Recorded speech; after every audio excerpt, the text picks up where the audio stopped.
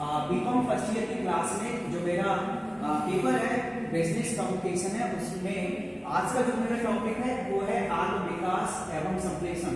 ठीक है, यानी कि संप्रेषण के लिए आत्मविश्वास कितना जरूरी है, आत्म विकास कितना जरूरी है। ठीक है, क्योंकि संप्रेषण में आपको मैंने बताया है कि जब भी हम संप्रेषण करते हैं तो अकेले तो हम संप्रेषण नहीं कर सकते। मैंने कई बार बताया, कर सकते हैं क्या मैं अकेले बात कर सकता हूँ? अगर मैं अकेले बात करने लगूंगा तो लोग मुझे पागल कहने लगेंगे कि पता नहीं क्या बन रहा है, पागल अकेले बैठे बैठे। तो हम अकेले नहीं कर सकते संप्रेषण। संप्रेषण के लिए हमें दो या दो से अधिक व्यक्तियों की जरूरत होती है ना, जिसमें सभी व्यक्ति समानता के साथ में अपने विचार को क्या कर सकते हैं, प्रस्तुत कर सकते हैं, है ना। यही तो संप्रेषण है। संप्रेषण में हम क्या करते हैं, हम संप्रेषण में अपने विचारों को, अपने सिद्धांतों को, अपने मूल्यों को क्या करते हैं, प्रस्तुत करते हैं, है ना। जब हम अपने विचारों को, अपने सिद्धांतों को, अपने मूल्यों को क्या करते हैं, व्यापार के उद्देश्य से या व्यापार की पूर्ति के उद्देश्य से हम जब प्रस्तुत करें तो उसे ही हम क्या कहते हैं, संप्रेषण कहते हैं। समझ गए ना। लेकिन जब हम संप्रेषण कर रहे होते हैं तो वहां पे हमें ये भी ध्यान रखना होता है कि हमारी पर्सनालिटी क्या कर रही है या हमारी पर्सनालिटी कैसे सो रही है ना। हम अच्छे से अपने विचार प्रस्तुत कर पा रहे कि नहीं कर पा रहे, है ना। जो चीज हम बताना चाह रहे हैं वो सामने वाले को समझ में आ रही कि नहीं आ रही। समझ गए। जैसे बजट आया है, अभी हाल ही में 1 फरवरी को बजट आया है और मैं आपसे बोलूं कि आप बजट के बारे में डिस्कस करिए और आप बजट के बारे में बताने लगो कि बजट कैसा है, लोगों की अपेक्षा के अनुसार सही है कि नहीं है, किसानों को उसमें कुछ प्रावधान किया गया है कि नहीं किया गया, है ना। तो जब ये कहा जाए, है ना, तो आप बजट के बारे में जब आपको बोला जाए कि बजट के बारे में बताइए तो वहां पे आप बजट के बारे में लोगों को समझा पा रहे कि नहीं समझा पा रहे। तो यहीं पे आपका विश्वास देखा जाता है, यानी कि क्या देखा जाता है, आत्मविकास देखा जाता है, आपके सेल्फ डेवलपमेंट। ठीक है, तो आत्मविकास एक व्यक्ति के शारीरिक, बौद्धिक और भौतिक एवं आध्यात्मिक गुणों के विकास करता है। यानी कि आत्म जो विकास है, सेल्फ जो डेवलपमेंट है, इसमें आपके सारे विकास शामिल हो जाते हैं। कौन सा? एक तो शारीरिक विकास होना चाहिए, है ना, आप शारीरिक रूप से हष्ट-पुष्ट होना चाहिए, है ना। ऐसा नहीं है कि आपकी आंख कहीं भाग रही है, हाथ कहीं भाग रहा है आपका, है ना, बात यहाँ कर रहे हो, जेब उधर रहे हो, समझ गए ना, तो आदमी कुछ और समझेगा। तो यहाँ पे आपको क्या है, पर्सनालिटी, अपनी पर्सनालिटी को कैसे निखारना है कि मतलब आप शारीरिक रूप से हष्ट-पुष्ट होना चाहिए, जिसके लिए शिक्षा में एक विधि का प्रयोग किया गया है, खेल विधि। यानी कि बच्चे को आपको खेल में सिखाना है, जिससे व्यक्ति का मस्तिष्क का तो विकास हो, साथ में शरीर का भी विकास हो। ठीक है, अभी बताया तो इसमें लागू किया गया है। ठीक है, शिक्षा में एक खेल विधि को भी शामिल किया गया, ये भी हमें यहाँ पे ध्यान रखना है। ठीक है, तो शारीरिक विकास के साथ में बौद्धिक विकास भी होना जरूरी है ना। मैं नहीं कहता कि व्यक्ति सामान्य व्यक्ति की अपेक्षा वो अधिक ज्ञान रखता हो, लेकिन सामान्य ज्ञान तो कम से कम रखता हो। सामान्य ज्ञान का मतलब है कि जो IQ लेवल का जो है, जैसे ये है ना, मैंने कई बार बताया है ना, इसमें यानी कि जो इतने सारे लोग बैठे हैं, ये इस रेशियो के अंदर आते हैं, इसमें आएंगे,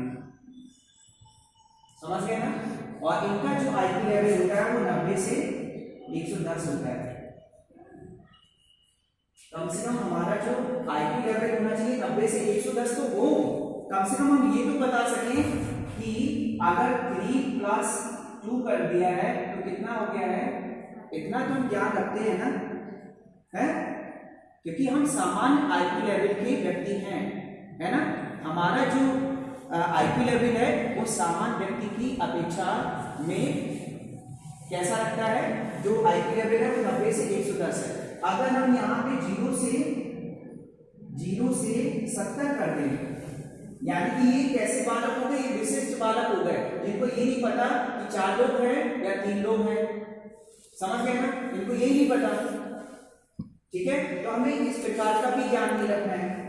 और ये जो है इनका जो IQ लेवल होता है वो 110 से आप 160 तक है। ये तो बहुत ज्यादा विशिष्ट बालक होते हैं, बहुत ज्यादा प्रतिभाशाली बालक होते हैं, जैसे APJ अब्दुल कलाम हो गए, है ना, ये बहुत ज्यादा प्रतिभाशाली बालक समझ गए ना? तो इतने तो हम बन नहीं सकते, कम से कम ये तो हम बन ही सकते हैं। ये तो हम नहीं मानते कि हम एपीजे अब्दुल कलाम हैं, लेकिन हम इतना तो नॉलेज रखते हैं, ये 90 से 110।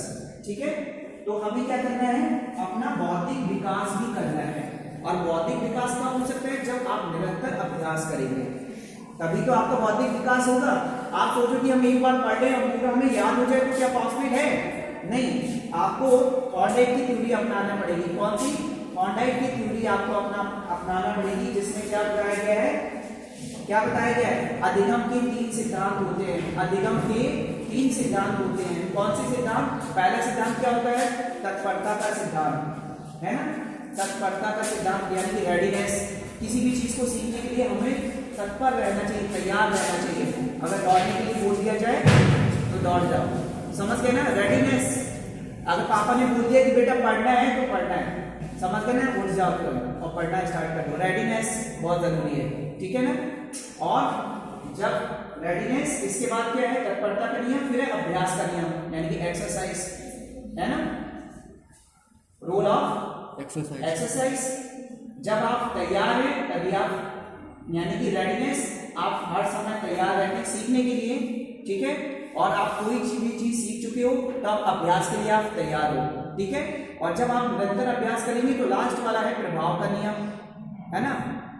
प्रभाव का नियम यानी कि अगर आप कोई भी चीज सीख गए हैं और आपने उसका निरंतर अभ्यास किया है तो उसका रिजल्ट कैसा आएगा? पॉजिटिव ही आएगा। आप जिस मार्क्स की उम्मीद करें, अगर आप सोच रहे हैं कि हम आपके 99% मार्क्स आने चाहिए तो वो जरूर आएंगे अगर आपने ऊपर की 2 चीजें की हैं तो। समझ गए ना? तो यहाँ पे शारीरिक विकास के साथ में बौद्धिक विकास, और बौद्धिक विकास के साथ में भौतिक जो चीजें होती हैं, यानी कि वो सारी भौतिक चीजें, मतलब जो चीजें आप देख पा रहे हो। अगर आपको हवा की जरूरत है तो पंखा है ना? बिजली की जरूरत है तो लाइट है ना? कंप्यूटर की जरूरत है तो आपके पास कंप्यूटर उपलब्ध है। तो वो सारी भौतिक सुख सुविधाएं भी आपके पास पर्याप्त मात्रा में उपलब्ध रहती हैं, ठीक है? इसके बाद में आध्यात्मिक गुण, यानी कि हर व्यक्ति के अंदर आध्यात्मिक गुण भी होने चाहिए। आध्यात्मिक गुण यानी कि आपके अंदर शिष्टाचार की भावना भी होनी चाहिए, है ना? क्योंकि शिष्टाचार नहीं है और आप बहुत विद्वान आदमी हैं तो ऐसे किस बात के, कोई ना कोई आपको शराब दे के चला जाएगा, है? चला जाएगा क्योंकि आप में शिष्टाचार ही नहीं है ना? पहले तो ऐसा ही होता था ना, आप विद्वान है लेकिन आप में शिष्टाचार नहीं है तो बस 2 साल 3 साल, यानी कि मतलब कुल मिला के 1 लोक 2 लोक में आप क्या करते रहते थे, है? नर्क में आप रहते थे। तो वो काम नहीं करना है हमें यहाँ पे, समझ गए ना? आध्यात्मिक गुणों के विकास की एक प्रक्रिया होती है।